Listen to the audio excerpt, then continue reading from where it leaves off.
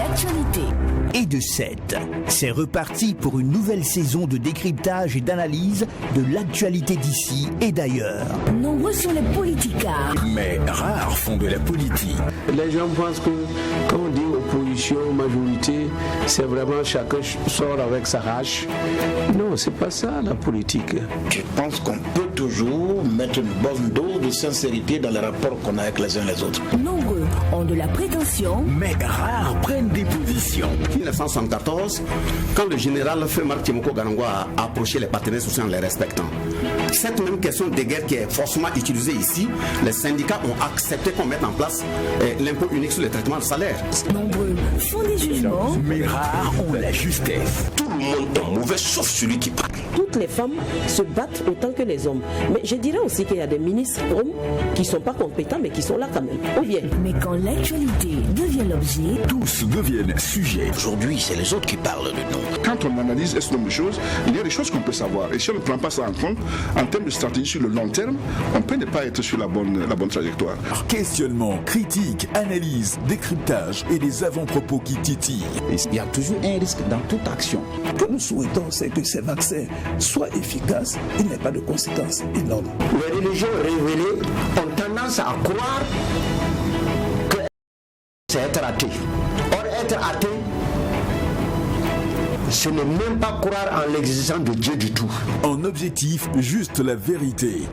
Retrouvez-nous à partir de ce 5 septembre pour la 7e saison de votre émission Le Tribunal de l'actualité sur Truth TV et Watt FM, les médias leaders. Le Tribunal de l'actualité, ne condamnez pas l'information sans l'avoir jugée. Truth TV, la télé interactive.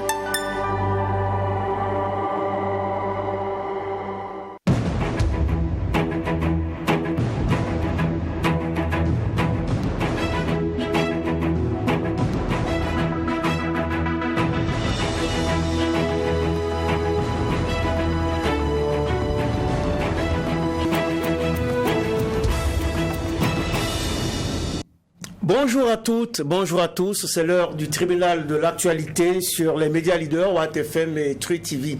4e audience de cette semaine qui se penche sur le secteur minier burkinabé à l'épreuve de la crise sécuritaire, avec notamment plusieurs sites fermés ou en passe de l'être. Pour parler de la conjoncture difficile du secteur minier burkinabé, qui pesait en 2021 pour 13% dans le produit intérieur brut, nous avons fait appel à Adama Soro, président de la Chambre des mines du Burkina. Bonjour et merci d'honorer notre convocation. Bonjour. Monsieur Soro est par ailleurs directeur pays et vice-président chargé des affaires publiques du groupe Endeavour Mining pour le Burkina Faso, mais aussi président de la Fédération des chambres des mines de l'Afrique de l'Ouest. Bienvenue à l'audience du jour du tribunal de l'actualité avec les regards des deux juges qui siègent aujourd'hui pour commenter les soubresauts du secteur minier burkinabé. Bonjour juge Bernard Bougman. Bonjour président Tomondi, bonjour juge Vaha, bonjour madame, monsieur. Bonjour juge Bouga, bonjour président Tomondi, bonjour auditeurs et téléspectateurs.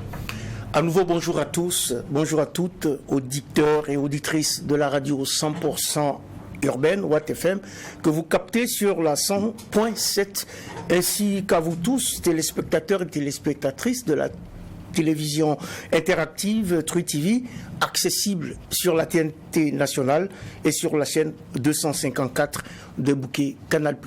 Bienvenue à cette audience du tribunal de l'actualité qui démarre à présent avec les avant-propos des juges.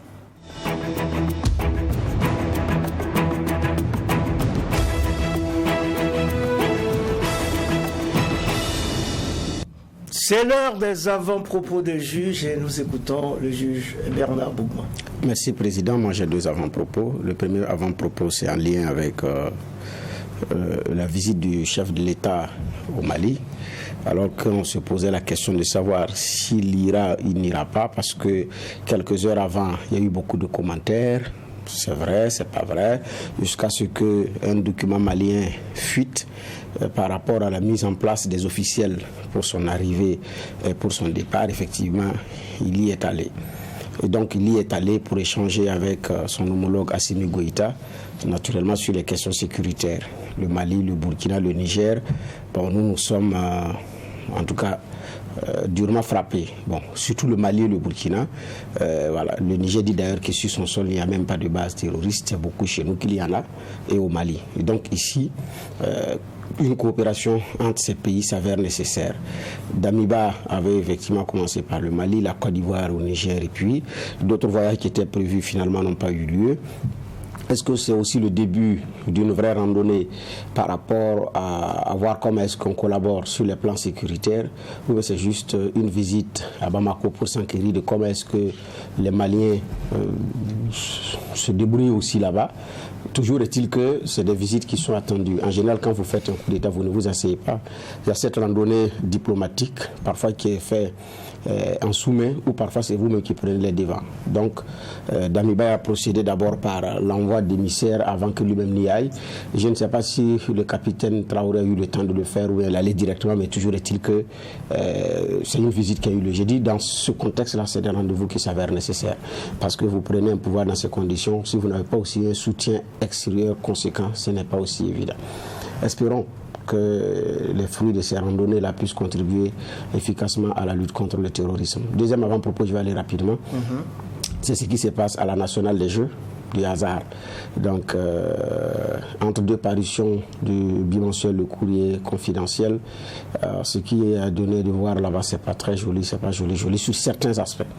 Donc, toutes les conventions sont signées, il y a des comptes pointés du doigt, mais il y a d'autres qui sont destinés à des destinataires qui ne savaient même pas qu'ils étaient destinataires. Je prends par exemple la confrérie d'Ozo, qui était même obligée de sortir un droit de réponse pour démentir formellement les faits. Et donc il y a effectivement de la clarté à avoir. Et en même temps, ça laisse voir comment est-ce que l'argent des sociétés d'État est pompé pour certains, comment on appelle ça, pour certains dossiers dont on n'en parle pas. Alors, la question sécuritaire a été évoquée, soit pour l'ANR, soit pour le COTN, soit pour la gendarmerie nationale, soit pour la brigade nationale des sapeurs-pompiers, soit pour l'association Gopaga. Mais en tout cas, ce sont des raisons sécuritaires et humanitaires qui ont été évoquées. Sauf que dans certains de ces aspects, il y a quand même un flou. Et là, je pense que nos fins limiers et les enquêteurs doivent nous situer là-dessus pour savoir si les sous qui ont été débloqués sont allés exactement au destinataire final, pour le bien du Burkina, je précise. C'est tout ce que j'avais comme avant-propos. Pour le bien du Burkina, il faut éclaircir toutes les zones d'ombre dans tous les secteurs de la vie publique nationale. Oui, juge Geoffroy Vara. Oui, merci Président. Moi, mon avant-propos va concerner une décision des États-Unis, nous excluant de l'AGOA parce que n'étant pas un exemple de démocratie, je crois qu'on ne va pas faire la fine bouche. On sait que c'est très souvent les conséquences de coups d'État répétés ou d'actes posés dans certains pays, parce que l'AGOA, il faut le rappeler, c'était en 2000, c'est une loi américaine qui a été signée en 2000, c'était sous Bill Clinton, pour favoriser un peu les échanges entre le continent et les États-Unis, faisant des passerelles avec quelques faveurs et tout. Et donc c'est toujours bon pour nos économies. Il faudrait pas, c'est pas parce qu'on a été exclu qu'on va cracher là-dessus. C'est toujours bon pour nos économies. Maintenant, je pense aussi qu'il faut le prendre avec beaucoup de philosophie. On a nos histoires internes, on a nos réalités qui nous conduisent à d'autres réalités parce qu'on s'assume par rapport à un certain nombre d'éléments que les Américains ne peuvent peut-être pas comprendre ou épouser là maintenant, mais c'est à nous aussi, quoi qu'on dise, de revenir dans l'ordre normal sur les engagements que nous avons pris d'être un État démocratique comme les autres, et nous sommes alignés sur un certain nombre de principes. C'est travailler à revenir dans cet ordre normal-là, et sûrement que on reviendra dans ces espaces voulus, dans ces ouvertures de marché voulues, notamment par les États-Unis qui sont, quoi qu'on dise aussi, un bon partenaire pour le continent. Il y a quand même 39 pays qui ont adhéré à ce marché-là, et quand on regarde, c'est bénéfique pour la plupart d'entre eux. 69% des exportations, ça concerne quand même le pétrole, si ma mémoire elle est bonne. C'est vrai que nous n'en sommes pas encore vraiment producteurs ni exportateurs, mais sur certaines autres lignes, c'est sûr que cela nous bénéficie. Donc il faut travailler seulement au regard de notre histoire, revenir dans un ordre normal et espérer que petit à petit, les petits liens qu'on a du fait de notre situation situation actuelle puisse petit à petit aussi être déliée. Pour moi, c'est de ça qu'il s'agit. Il ne faut pas faire la fine bouche ou critiquer outre mesure. C'est des faveurs qui sont accordées par un État qui est souverain et qui décide de l'accorder à qui il veut. Donc, quand il estime qu'on est pris dans les conditions pour, il faut accepter et puis aller de l'avant. Ouais. Mais c'est quand même un peu dommage. C'est dommage, mais c'est une décision principielle des États-Unis. Il faut travailler au Burkina à revenir dans l'ordre normal des choses pour reprendre notre marche vers plus de développement et plus de démocratie. C'était la séquence avant-propos des juges du tribunal de l'actualité qui examine pour cette audience la quatrième de la semaine, la situation du secteur minier national avec Adama Soro, président de la Chambre des mines du Burkina. Mais ouvrons déjà les échanges du jour avec la fenêtre des généralités, Bernard Bourgman. Merci, Président. Alors, M. Soro, aujourd'hui, on a pratiquement combien de mines industrielles en exploitation au Burkina? Merci d'abord. Bonjour. J'ai oublié de saluer les éditeurs de Watt FM et les téléspectateurs de Truth TV. Et merci à l'honneur qu'ils nous fait à la Chambre des mines par ma modeste personne. Alors, aujourd'hui, le secteur minier, peut-être, au lieu de donner juste le nombre de sociétés minières, peut-être de donner l'importance du secteur en quelques chiffres pour planter le décor. Le secteur minier, à la date d'aujourd'hui, fait environ 1/6 de notre produit intérieur brut. Si on regarde les chiffres de 2020, qui ont un peu décliné en 2021, c'est-à-dire 16,2% selon le rapport de l'ITU en 2020 et 13% donc qui a un peu décliné en 2021. Ça veut dire qu'il y a 16 à 17 entreprises qui contribuent pour à peu près, mettons, 1/6 de notre PIB. C'est extrêmement important à noter. Deuxièmement, le secteur minier, c'est au moins 20% des recettes fiscales. Donc c'est encore ces 16 à 17 entreprises-là. Et enfin, lorsqu'on regarde toutes les contributions directes et indirectes au niveau de l'État, c'est environ 25%, donc un quart des recettes que l'État reçoit. Donc c'est ça le secteur minier. Et quand je dis secteur minier, j'insiste encore pour répondre à votre première question. On a aujourd'hui en activité 12 mines. Mais en 2017 encore, en 2021 encore, on avait environ 16 mines privée et une mine, donc 17, une mine nationale, je veux dire comme ça, de capitaux nationaux, publics autant pour moi. Donc c'est ça l'importance du secteur. Mais aujourd'hui, je pense que le sujet, c'est la situation actuelle que nous vivons et j'aurai l'occasion de revenir là-dessus. Alors, 12 mines, il y a des nationaux maintenant qui s'invitent dans l'affaire. Je pense qu'ils sont 2 ou 101. Quand vous dites les nationaux, oui, ça dit que des capitaux nationaux ou des Burkinabés se sont organisés pour prendre. Oui. Lorsque je regarde au niveau de la Chambre des mines, on a aujourd'hui au moins 2 membres. Donc Salma, la société minière Salma dans le sud-ouest, qui est détenue par des capitaux burkinabés, et aussi la mine dans le Yatenga, celle de Karma, où il y a des capitaux nationaux. Je pense que c'est une bonne chose. Lorsqu'on parle de contenu local, il ne faut pas le voir uniquement en termes d'emploi ou de fourniture locale, mais il faut aussi de plus en plus les investissements locaux. Donc oui, effectivement. D'accord. Alors, dans les données que vous nous avez livrées tout de suite, est-ce qu'il y a la contribution des mines d'exploitation artisanale? Non. Alors, comme vous le savez, en tant que président de la Chambre des mines, je parle pour les grandes mines, donc les mines industrielles qui pèsent. Elles, par contre, lorsqu'on fait vous me donnez l'occasion de parler peut-être de nos compatriotes qui font dans l'activité de l'orpaillage, selon les chiffres de l'ITU, donc c'est important de vous donner la source. En 2020, le secteur minier industriel, le nôtre, ou en tant que les membres de la Chambre des mines, a contribué pour 62 tonnes d'or. Je parle de l'or, parce qu'il y a aussi le zinc, on va revenir là-dessus. Et le secteur artisanal a contribué pour 270 kilos. Donc à peine un quart de tonne. Ça, c'est ce qui a été officiellement déclaré. Mais je sais qu'il y a une enquête de l'ENSD qui a été faite en 2016, qui estimait déjà à cette période-là autour de 10 tonnes d'or qui seraient produites dans le circuit de l'orpaillage et de l'activité traditionnelle minière. Voilà. Oui, Geoffroy Vara. Je sais que l'une l'une des actualités minières qui a beaucoup cristallisé les attentions ces derniers temps, c'était Perquois. C'était Perquois avec l'inondation qu'il y a eu, le malheur qu'il y a eu, et on se rappelle encore des victimes, en tout cas on pense à ces familles-là. Et je pense depuis le 16 avril, il n'y a plus de production. Et je pense que c'est Trevally Mining qui, à 90%, a décidé de liquider ses intérêts là-dedans. Pour beaucoup de Burkinabés, on n'arrive pas à comprendre en fait. Je ne sais pas si on peut avoir des clés de lecture. C'est le malheur qui conduit à ça, ou bien qu'est-ce qui se passe? On s'est dit, bon, c'est vrai qu'il y a un malheur, qu'on a vu les décisions de justice et tout, bon, on n'a pas entendu de lourdes peines financières ou quoi que ce soit, donc on s'est dit ça pouvait quand même continuer de tourner, parce que pour la région, nous on y était, c'est le poumon, hein, c'est ce sur quoi les familles comptent aujourd'hui. On n'a pas compris la décision en fait après. Vous avez des éléments? Oui, ça rentrait peut-être dans les motivations du groupe Trevally. Mais je vais peut-être vous donner, comme vous l'avez dit, une grille de lecture.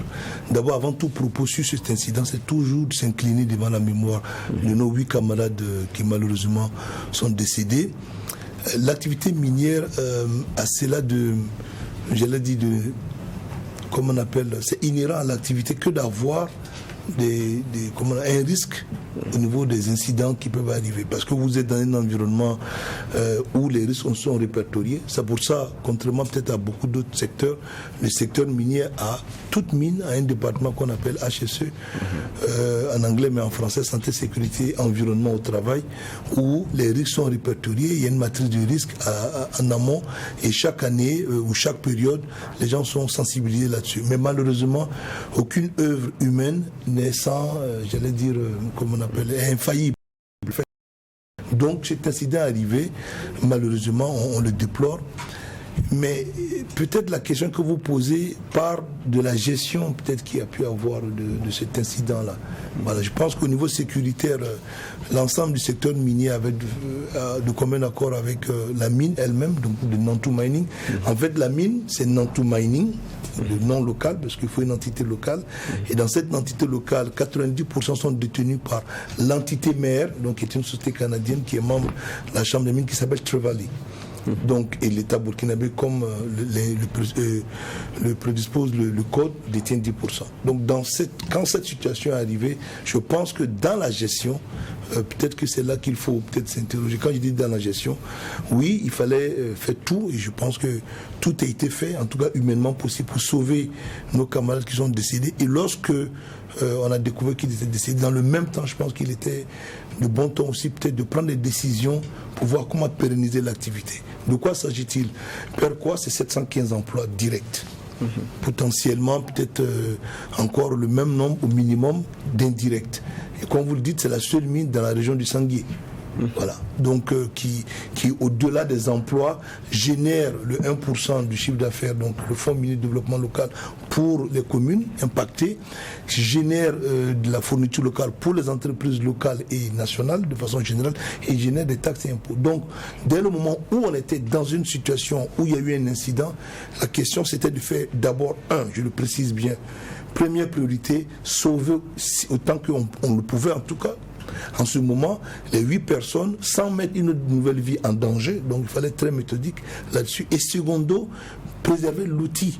Et je pense peut-être que les décisions, ça c'est ma lecture en tant que président de la Chambre des mines, peut-être suffisantes n'ont pas été prises pour permettre à l'activité de continuer. Parce que si je ne m'abuse, le groupe Trevally ne dispose pas beaucoup de mines à l'échelle mondiale. Donc ça, c'était une de ces mines majeures. Donc l'arrêté en avril jusqu'en, je crois que le procès a eu lieu en août. Et ensuite, voilà. Donc on a eu quasiment 5-6 mois d'inactivité. Voilà, ça génère fatalement, il y a des charges qu'il faut payer, il n'y a pas de revenus. Et ça, c'est et de deux, je crois qu'au niveau de la bourse, la compagnie Trevally a déclaré aussi, comment on appelle... le fait qu'elle a été délistée, comment dire ça en français, elle a été retirée de la bourse au niveau international parce qu'elle n'arrivait pas à être, parce qu'il y a des critères pour être listée en bourse, et du fait qu'elle n'avait pas d'opération, son opération ne fonctionnait plus. Et puis fatalement aujourd'hui, Nantou a déposé, donc sa filiale locale a déposé une demande de mise en liquidation. Donc ça, c'est d'ailleurs un des points peut-être que je pense qu'on va évoquer. Le cri de cœur en tant que président de la Chambre des mines, le fait de voir aujourd'hui 4 mines à l'arrêt, pour diverses raisons, essentiellement la raison sécurité et aussi cette raison de l'incident de Nantou, je pense que je peux en parler. On a environ 2572 emplois à risque. Et je pense que la priorité pour moi, pour nous, en tout cas, je pense aussi certainement pour le nouveau gouvernement, c'est de sauver ces emplois-là. Donc oui, pour revenir à la question de Nantou, peut-être que les décisions auraient dû être prises de non seulement chercher à sauver les 8 personnes, et dans le même temps, comment préserver. Parce que quand vous prenez 715 personnes en emploi direct, multiplié par un facteur de 5 ou 10 personnes en charge, vous voyez un peu le drame que ça peut faire si jamais on n'arrive pas à sauver Nantou. Oui, alors justement, vous venez de parler donc de la situation sécuritaire qui impacte dangereusement les emplois au niveau du secteur minier. Et pourtant, le secteur minier burkinabé est resté dynamique. On a eu, et il s'est même hissé, le Burkina, dans le top 5 des pays miniers du continent africain en quelques années seulement, aux côtés de pays de tradition minière comme le Mali, le Ghana, l'Afrique du Sud. On était dans une embellie, 300 milliards de francs CFA de contribution directe au budget de l'État. Vous me corrigez si les chiffres ne sont pas bons. 50 000 emplois générés. Alors, justement, comment se pose la question de la sécurité sur le travail des mines au Burkina? Merci. La question de la sécurité, d'abord, les mines ne sont pas à part. Les mines sont dans le Burkina. Donc je pense que... Et les mines vivent la réalité du Burkina. J'allais dire même vivent plus la réalité du Burkina que bien d'autres entreprises. De quoi s'agit-il? Une mine, c'est la géologie qui l'impose. Je pense que si on le pouvait, comme d'autres sociétés, on allait venir s'installer à Ouagadougou. Vous avez toutes les infrastructures, toutes les commodités. Mais malheureusement, heureusement, c'est pas ça la question. Il faut que la mine se trouve là où il y a le gisement. Et la nature est telle qu'elle est. La plupart des mines sont dans des endroits très éloignés de nos grands centres urbains. Ce qui fait que nous vivons la réalité. Lorsqu'on parle d'insécurité, nous la vivons. Aussi bien dans la protection de nos sites, dans les convois pour acheminer les biens qu'il faut pour faire tourner nos mines, et aussi, comme on appelle, nos personnels qu'il faut acheminer sur le site. Donc oui, nous on vit la réalité. Mais pour revenir rapidement sur vos chiffres, on a 10 à 15 000 emplois directs, et vous prenez un facteur de 2-3, c'est ce qui vous amène d'emplois indirects, c'est ce qui vous amène environ à 50 000. La contribution en 2017 déjà, je prends sur les 5 dernières années parce que pour aller trop loin, on était à 226 milliards directs au budget de l'État. On est passé quasiment à 270 l'année qui a suivi pour finir l'année dernière à 397, environ 400 milliards de francs CFA directement au budget de l'État. Donc c'est vous dire un peu l'importance de ce secteur. Maintenant, lorsque vous me posez la question sur la sécurité, ou bien je devrais dire l'insécurité, l'impact de l'insécurité, comme je l'ai dit, on est situé aux 4 coins du Burkina. Les mines, où on les a, alors on a cette chance en tant que Burkina d'avoir l'or. Pour ce qui est de l'or, vraiment on est couvert, 22% de ce que nous appelons les roches birimiennes de toute l'Afrique de l'Ouest où se trouve l'or se trouve au Burkina, 22%. Quand même, donc notre pays est plus ou moins bien logé. Et les mines se trouvent dans les 4 coins, nord, sud, est, ouest. Mais malheureusement, avec l'insécurité grandissante, les mines qui se trouvent dans un certain nombre de zones beaucoup plus exposées sont beaucoup impactées. Et j'allais dire même dans les 4 coins. À part celles qui se trouvent un peu au niveau du plateau central, toutes les mines aujourd'hui sont confrontées à la difficulté d'acheminer des biens pour faire tourner la mine, d'acheminer leur personnel et de sécuriser leur site.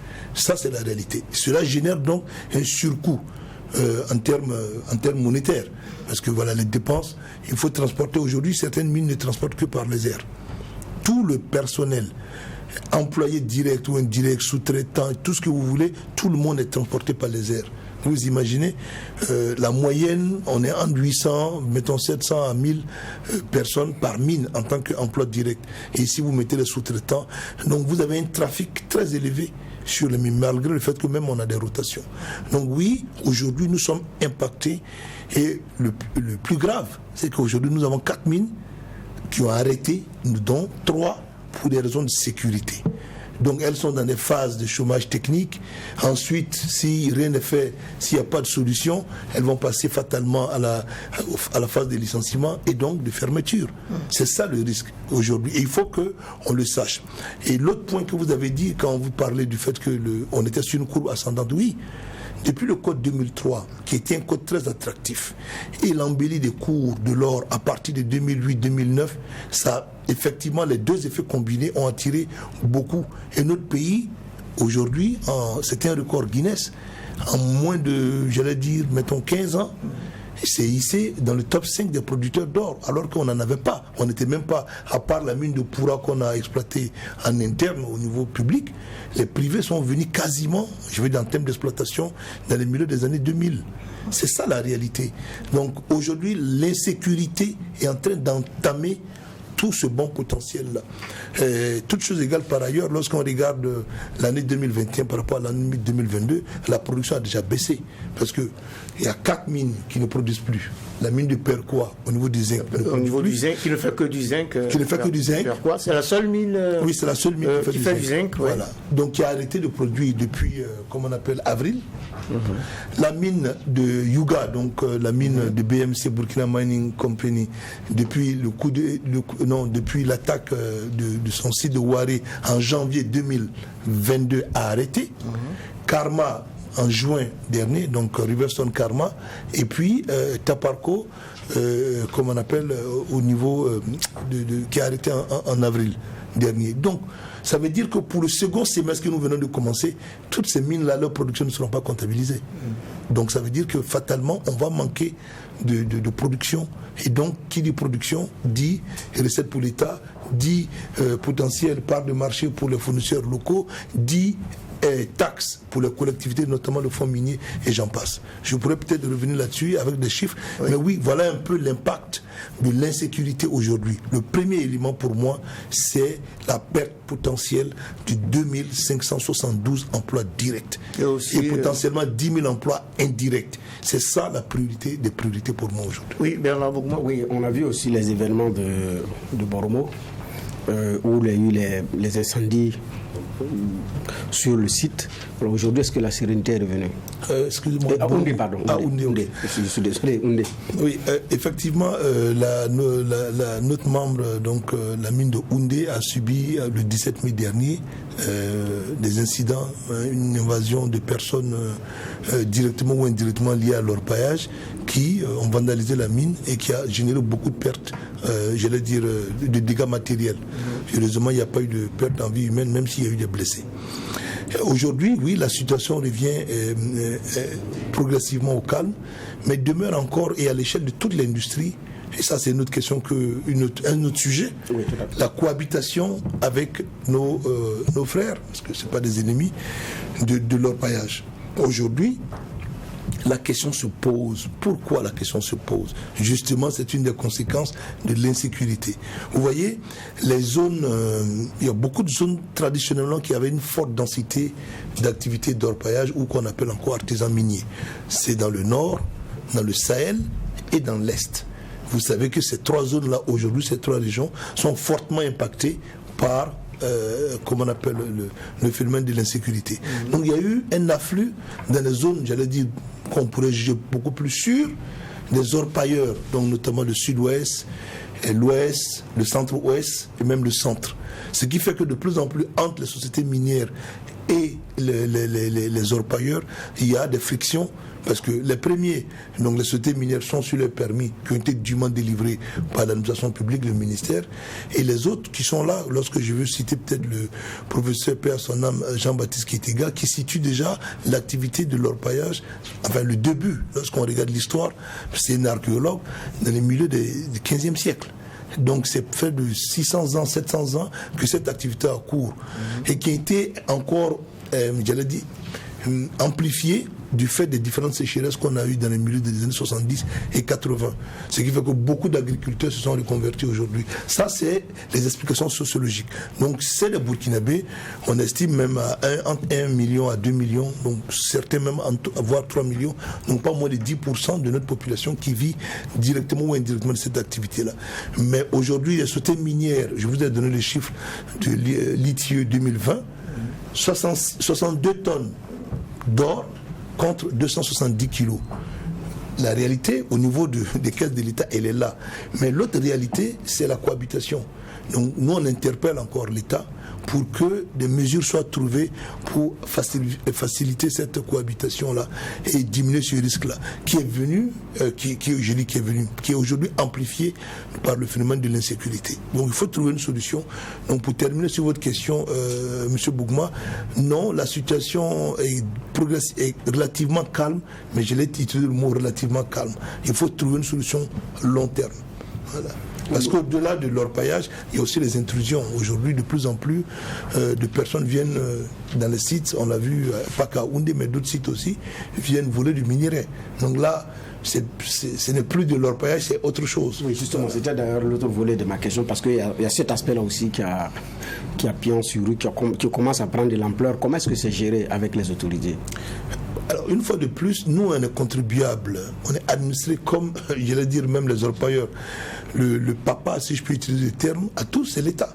Donc, l'ordre, la discipline et la sécurité sont des éléments régaliens. C'est l'État qui peut. Donc nous, on se réfère toujours à l'État. Quand je dis nous, je parle des sociétés minières, pour que l'État puisse mettre. Il y avait l'ONACIM en son temps, l'Office national de la sécurité des sites miniers, qui, bon, malgré tout, avec comment on appelle ces insuffisances, a fait ce qu'il peut. Il y a l'ANEMAS, l'Agence nationale d'encadrement des activités des mines semi-mécanisées artisanales, qui fait aussi ce qu'elle peut, l'agence. Mais force est de constater que, comme je l'ai dit, avec le phénomène des afflux, et ce qui est grave encore, c'est que ces personnes qui affluent souvent, bon, vous avez aussi le caractère VDI, donc les déplacés internes involontaires, c'est ça, le PDI, autant pour moi. Voilà, donc c'est ça la réalité.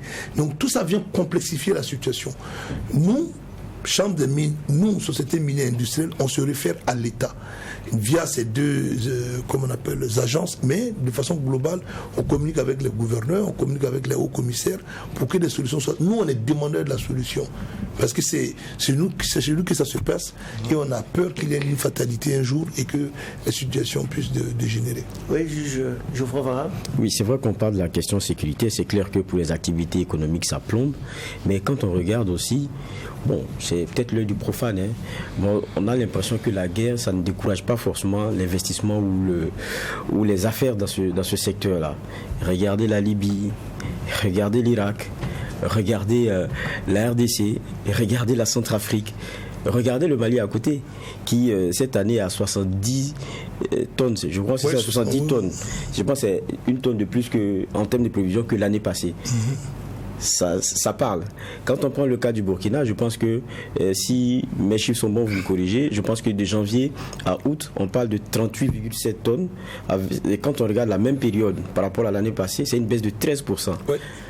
Est-ce que l'insécurité seule peut justifier ça? Est-ce qu'il n'y a pas d'autres réalités, il n'y a pas d'autres éléments qui peuvent l'expliquer? Alors, ça me donne l'occasion, effectivement, merci M. Va, de rebondir sur une certaine, je ne dirais pas rumeur, mais on entend, heureusement que ce n'est pas la majorité des Burkinabés, qui se disent, mais il y a l'insécurité, il y a le terrorisme, et les mines continuent. C'est quel deal? Il y en a qui osaient même dire ça. C'est quel deal les mines ont avec ceux qui attaquent le pays, ou même qu'est-ce qui se passe, ou bien il y a quel compromis pour que l'État... Alors, avant de répondre à ça, je suis d'abord choqué, mais le secteur minier paie un lourd tribut. De 2016 à aujourd'hui, je ne vais pas rentrer dans les détails, mais on a dénombré pas moins de 50 personnes qui ont été tuées dans l'exercice de leurs fonctions dans le secteur minier, des employés de la mine, nationaux comme expatriés. Vous avez vu le cas du géologue canadien qui a été tué, Kurt Woodman, il y a quelques années, enlevé et tué par les terroristes. Donc, on ne peut même pas imaginer un seul instant qu'il peut y avoir un deal entre le secteur minier qui perd des employés en vie humaine là. On a encore eu le cas de Karma, on a eu le cas de Bongo en 2019. Donc c'est extrêmement grave, sans compter les FDS ou d'autres civils dans l'administration qui, dans l'exercice de leurs fonctions, sont morts pour les sociétés minières par cet incident. Donc j'aimerais au moins clarifier ça. Maintenant, votre question est tellement pertinente Quand je vous ai expliqué tantôt, un secteur qui fait environ 1/6 de notre PIB, imaginez-vous, si elles avaient cédé autant pour moi, ces sociétés minières-là, au découragement, parce qu'il y a d'autres paliers de notre économie ou de notre vie sociale ici, d'autres acteurs qui sont partis du fait de l'insécurité. Je ne vais pas les nommer. Si les sociétés minières sont restées, au contraire, je pense que ça devrait être vu comme un point positif. C'est de la résilience. Et vous permettez-moi de parler de la résilience du secteur minier. Vous voyez, lorsque en 2020, la crise sanitaire de la Covid a commencé, les usines du monde étaient fermées, notamment la Chine. Notre pays est un pays enclavé, donc un pays qui importe énormément. Donc l'activité économique importe, on voit un peu dans le coin de la rue, établissement XY, import-export. Nos frères et sœurs vivent beaucoup de ça. Pendant la Covid, usines fermées, le monde à l'arrêt, pas de bateaux, les villes en quarantaine. Comment avons-nous fait pour tenir au Burkina Faso? Parce que ce secteur minier, notamment celui de l'or, il y avait des estimations de 58 et 60 tonnes à produire, à faire 62 tonnes. Parce qu'il y a des plans de contingence pour tourner malgré la difficulté. Quand il y a des plans de contingence, on prévoit, elles anticipent les sociétés minières. Donc pour qu'il y ait des stocks pour pouvoir fonctionner. Donc au moment où tout le monde était, pour caricaturer, vous et moi assis à la maison, les gens sur les sites miniers travaillaient pour produire et pour permettre au Burkina d'avoir des revenus. Donc ça c'est le premier point de la résilience. Là, le second point de la résilience, on parle de terrorisme, mais on parle aussi de l'instabilité institutionnelle ou politique. Depuis combien d'années nous avons vécu des insurrections, je ne fais pas de commentaires, je fais juste un constat. Nous avons vécu une insurrection, nous avons vécu 2 coups d'État en 8 mois. Ce n'est pas des éléments de nature à encourager un minier ou un investisseur quiconque non seulement à venir ou encore à rester. Oui, s'ils restent, certainement, parce qu'ils arrivent à générer certainement des revenus, mais au-delà de tout, c'est un sacerdoce aujourd'hui que d'être minier au Burkina Faso. Je vous ai dit, il y a 4000 qui ont arrêté. Et les autres, je ne vous dis pas toutes les énergies qui sont déployées avec l'État pour préserver la sécurité, pour préserver les convois, pour continuer à approvisionner. C'est toujours la croix et la bannière. Comme je le disais souvent à des collègues, il faut sortir le chapelet chaque fois lorsqu'il y a un convoi. Parce que, heureusement, que nos forces de l'ordre font ce qu'elles peuvent pour nous aider, mais c'est difficile. Donc aujourd'hui, si ce 1/6 de notre richesse nationale disparaissait, ce serait une catastrophe. En plus de la crise économique, ce serait la crise de sécurité, ce serait la crise économique. Est-ce que nous voulons? Je ne pense pas. Donc si elles restent, oui, parce qu'elles arrivent certainement à faire du profit, certainement à générer des revenus, mais dans des conditions difficiles. N'oublions pas, et ça c'est là que je vais terminer, notre pays, le Burkina Faso, a un secteur minier prédominamment aurifère. Donc aujourd'hui, l'or là, c'est une valeur refuge, c'est une valeur spéculative. Ce n'est pas comme des matières premières, j'allais dire la bauxite, le cuivre, le pétrole, qui ont un caractère stratégique, ou l'uranium. On peut ne pas exploiter l'or. On peut arrêter d'exploiter l'or. Lorsqu'on estime, d'ailleurs, avant 2003, le cours était bas, on n'a pas exploité. Donc on peut décider, lorsque le coût-bénéfice n'est pas bon, on peut arrêter. On peut arrêter de produire l'or. Donc si on continue de produire, aujourd'hui le Burkina est une option, j'ai terminé sur ce point. On peut aller investir ailleurs. Et j'entends souvent certains pseudo-spécialistes dire non, ils ne vont pas partir. Bon voilà, on a 4000 qui ont arrêté. Il faut les redémarrer. Donc on peut arriver où on arrête. Je le disais avec un organe de presse de la place, il y a ce qu'on appelle le care and maintenance. Soins et maintenance pour traduire en français. Lorsque vous trouvez que les charges, la vie de vos employés va être en jeu, vous arrêtez. Vous allez faire du care and maintenance, vous mettez un dispositif pour maintenir l'actif. En attendant, si jusqu'à une période, il n'y a pas de situation, vous fermez la mine. Donc on a déjà eu une attaque qui a fermé, on n'a pas eu de solution. Donc c'est quoi, 500 à 600 emplois qui ont été détruits. Quelques-uns ont pu être récupérés dans les autres mines, mais le grand nombre sont là. J'en connais encore plein qui sont au chômage. On a Kalsaka qui est arrêté, on a Kéré qui est arrêté, on a Tambao qui est arrêté. Ça, c'était avant. Et depuis janvier, le premier coup d'État à maintenant, on a 4 autres qui ont arrêté. Donc à un moment donné, il ne faut pas qu'on pense que oui, les miniers sont là, oui, le secteur, malgré tout, il y a de l'argent, oui, mais on ne fait pas l'argent à n'importe quel prix. Si à un moment donné on se rend compte que la vie des gens est en danger, on arrête. Et c'est dans cette tendance que nous sommes, et c'est ça qui me fait peur, c'est ça qui nous fait peur, et c'est ça qui doit nous inquiéter en tant que Burkinabés. Oui, alors avant de continuer, rappelons à nos auditeurs qui nous suivent donc sur Watt FM que nous recevons aujourd'hui Adama Soro. Il est président de la Chambre des mines du Burkina, mais il est également président de la Fédération des chambres de mines de l'Afrique de l'Ouest, dont il nous parle de la situation du secteur minier et surtout de l'impact de l'insécurité sur ce secteur. Oui, Geoffroy, vous poursuivre. Oui, je disais, ma question demeure.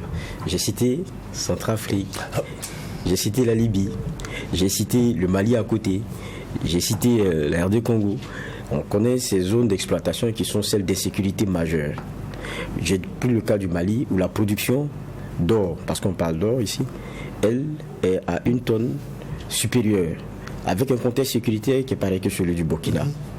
Au Burkina, j'ai dit pour les 7 premiers mois, on a une baisse de production de 13%, c'est vraiment fort. Je dis, est-ce que la sécurité, la question de sécurité seule peut expliquer ça? Peut expliquer le fait que les sociétés continuent d'exploiter ou quoi? Non, le fait de notre baisse de régime. Ah, ok. C'était ma question. Ok, je n'avais pas bien compris. Faisons le parallélisme avec nos voisins qui sont dans les mêmes réalités que nous. Alors, pas forcément.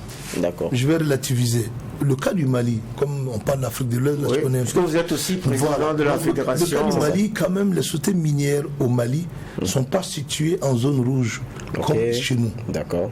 Voilà. La plupart du birimien malien se retrouve dans la région de Bamako, un peu, bon, quand je regarde la carte jusqu'à vers l'ouest, non, oui, c'est ça, vers la frontière avec la Guinée et le Sénégal. C'est là ça se trouve. Okay. Donc c'est pas forcément les zones, je monte dans l'extrême nord et voilà, c'est pas la même chose. Donc nous, géographiquement, on est plus impacté, nous, société minière au Burkina, plus impacté qu'au Mali. Ça, je vous le dis directement. Quand vous prenez les cas comme la Centrafrique et la RDC, je ne connais pas, mais si je prends certainement la Centrafrique, vous n'avez pas beaucoup de compagnies minières cotées en bourse là-bas. C'est encore beaucoup de mines artisanales. Donc, c'est pas les mêmes, je l'ai dit, c'est pas les mêmes logiciels de fonctionnement. Nous, on est tenu par la bourse, je pourrais en parler certainement. On a des questions de conformité qui font que, voilà, il y a des environnements où on ne peut pas fonctionner. La RDC, je connais beaucoup moins, donc je ne vais pas vraiment aventurer. Mais pour revenir à votre question, pour savoir, oui, j'ai dit, dans le cas du Burkina, la baisse de la production est essentiellement due à l'insécurité et rien d'autre. Je vous ai donné 4 mines. Bon, il y a une qu'il faut nuancer, c'est pourquoi elle, c'est pour des questions d'incidents de travail. Mais les 3 autres, c'est l'insécurité. Karma a été attaqué 2 fois en moins de 3 mois. C'est grave, avec mort d'homme.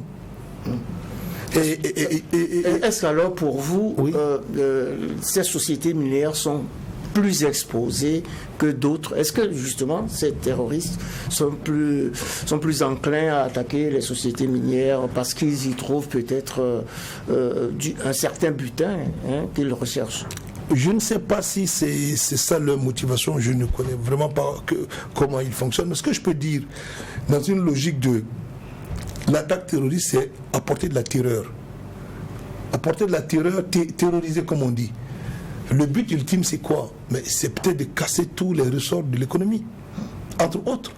Quand je regarde, je vois on casse des pylônes de télécommunications, on s'en prend souvent à des édifices... des barrages. Voilà, donc et certainement qu'une logique, et en ce moment le secteur minier fera partie, mais pas spécifiquement. Pas spécifiquement. Voilà, mais fera partie de... Ok, tout ce qui peut être levier, parce que c'est moins d'État.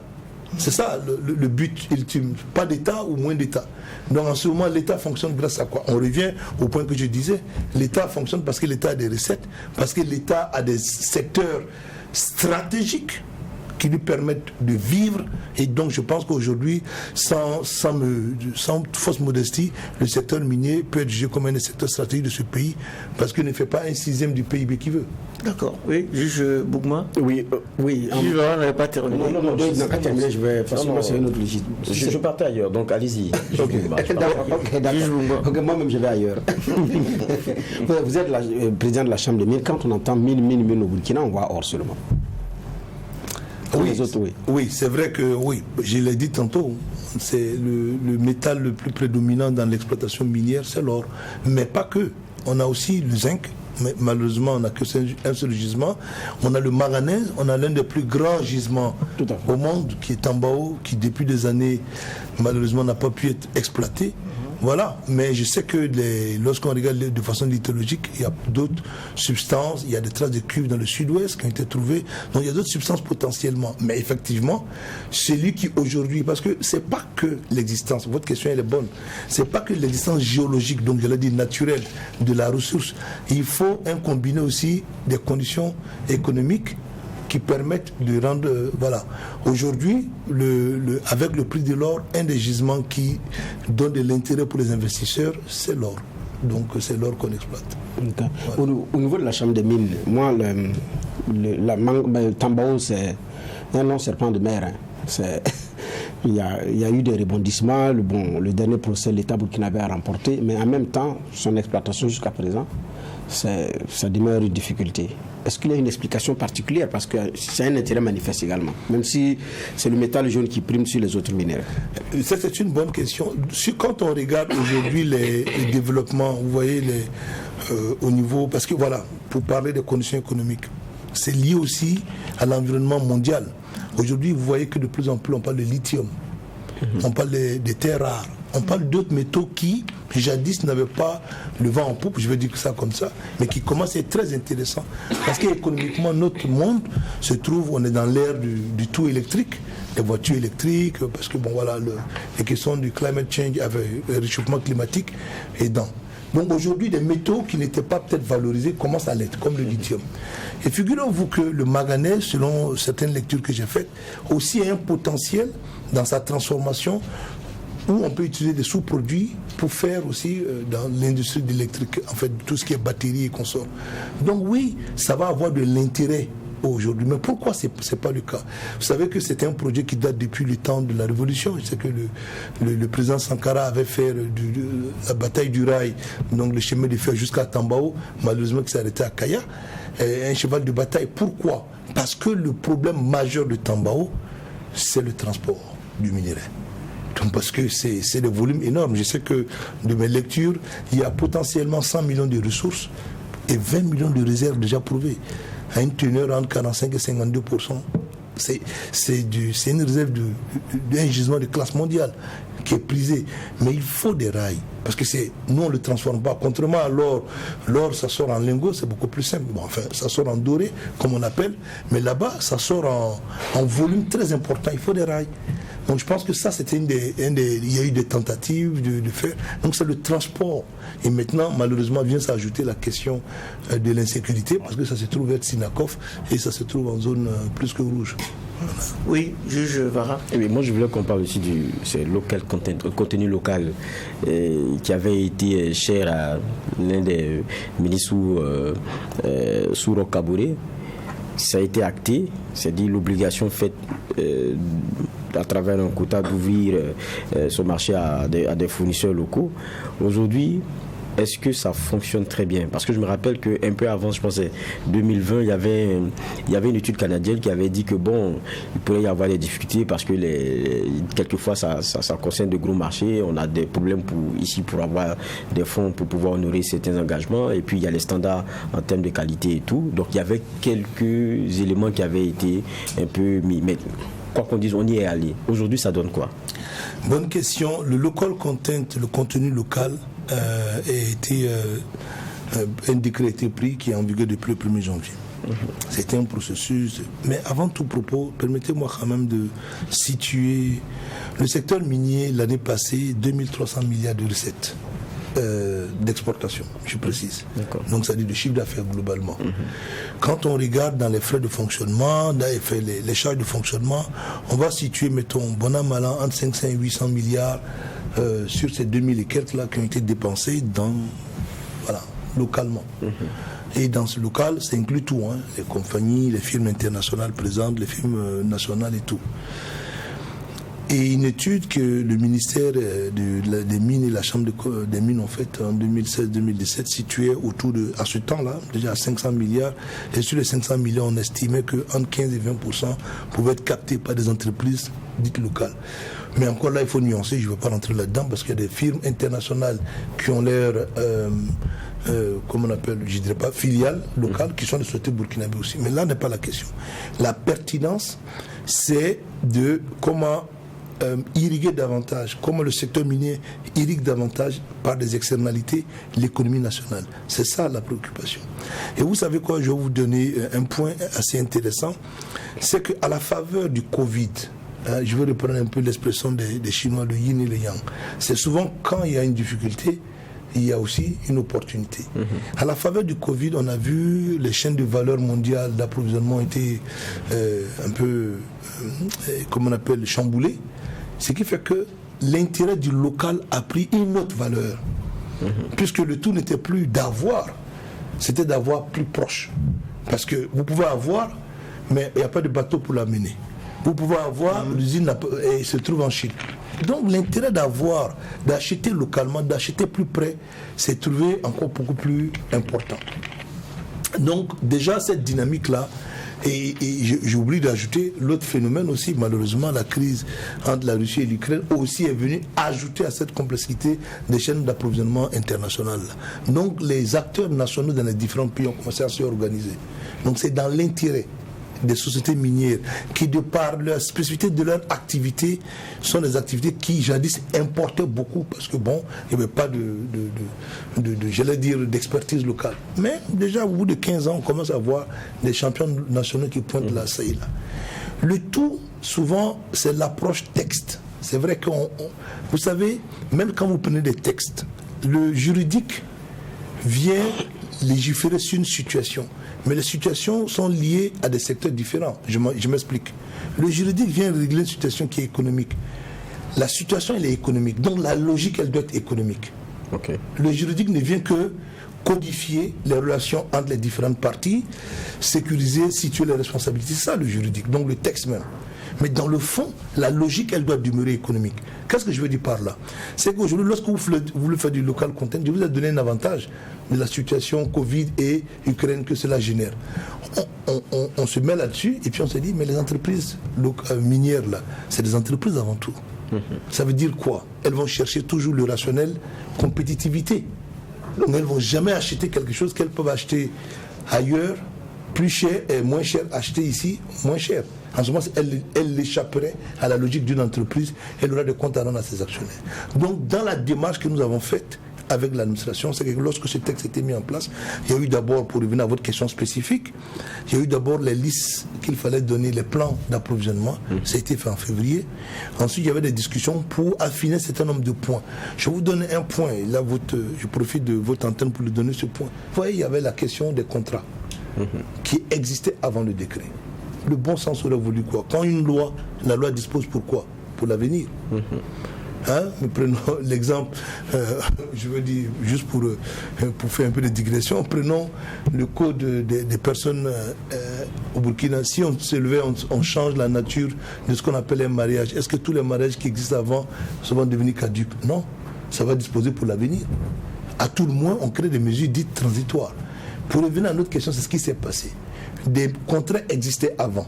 On a dit à l'administration, il faut laisser ces contrats-là finir. Un moratoire. En tout cas, des clauses transitoires. Parce que quand vous faites, vos conditions d'exploitation ont été faites sur la base de ces contrats-là. Donc on ne peut pas venir aujourd'hui vous dire, d'abord même il y a des conséquences juridiques et il y a des conséquences financières. Si vous venez arrêter le contrat. Vous avez un contrat pluriannuel, vous venez l'arrêter. Donc on a dit à l'administration, c'est bien qu'on laisse ces contrats terminer, mais tous les nouveaux contrats, et encore heureux, je vais vous le dire, contrairement à ce que les gens pensent, il n'y avait pas beaucoup. La plupart des contrats, c'était des contrats 2 ans, 3 ans. Donc si on regardait à la date de mise en vigueur, il ne restait pas plus d'une année ou 2 années, maximum pour certains contrats. Et ces contrats, lorsqu'on calculait, ne représentaient même pas 20-30% du volume. Donc on avait encore du 70-80% toujours à mettre dans le cadre du local content. Bon, malheureusement, il y a eu des incompréhensions. On espère que le nouveau gouvernement, on pourra trouver un terrain d'entente pour avancer là-dessus. Donc oui, on va attendre la fin de l'année pour voir. Mais les miniers aujourd'hui, au-delà du texte, ont un rationnel économique à appliquer le local content. parce qu'on est dans un environnement d'inflation. Donc acheter le plus près et à un coût compétitif est le plus avantageux pour la mine. Dernière préoccupation, oui. Oui, mais ça, je m'en voudrais de ne pas poser la question avant qu'on ne termine. Ça, c'est dans la tête de beaucoup de Burkinabés. Et même, on a reçu des personnes qui ont géré, on va dire, les affaires de l'État, qui aussi ont ce même argumentaire. Est-ce qu'on maîtrise notre or qui sort? Merci beaucoup pour juge Va. Je pense que là, il y a beaucoup de fantasmes. Et ça, c'est l'autre point aussi que je voulais. Il y a tellement de fantasmes sur le secteur minier. J'ai entendu des questions sur les balances. On dit oui, les balances qu'on utilise pour la pesée de l'or sont trafiquées. J'ai entendu la question qu'il n'y a aucun Burkinabé qui rentre dans la salle de l'or, c'est qui les expatriés. Bon, je profite de votre micro pour dire à vos auditeurs, il faut qu'on arrête. Il faut qu'on arrête. Un de mes prédécesseurs, président de la Chambre des mines, disait le nom du secteur minier est gâté comme celle des liens depuis sa naissance. Une de mes collaboratrices me dit nous sommes les mal aimés de la République. C'est quoi qu'on fasse, il y a toujours des fantasmes, mais très mal placés. Je veux vous dire, c'est clair et net. Il n'y a aucun circuit de l'or du secteur minier formel, donc industriel, qui échappe à l'État. Non, il n'y en a pas. Dans les salles d'or, il faut tout le Bataclan, douane, comme on appelle BUMIGEB, DGMG, donc, qui sont les démembrements du ministère des Mines et des Carrières, qui sont là. Et ils ont accès. Ils ont accès. À là où ils devraient avoir accès, sans problème. Sans problème. S'il vous plaît. Je le dis droit dans les yeux. Il n'y a aucun problème là-dessus. Le ministre Bassorma Bazé dit ici que pour un inspecteur de travail qui doit venir, il doit signaler une semaine ou 15 ans avant de venir pour les inspections. Bon, permettez-moi de ne jamais commenter les propos. Est-ce que c'est vrai ou c'est pas vrai? Je n'ai pas de faire de commentaire. Parce que si je vais vous expliquer. Il n'y a aucun inspecteur de travail qui va demander à venir visiter la mine. Alors, peut-être souvent, il y a un élément que les gens confondent. Quand vous venez visiter une mine, vous voulez venir sur la mine, il y a des accès.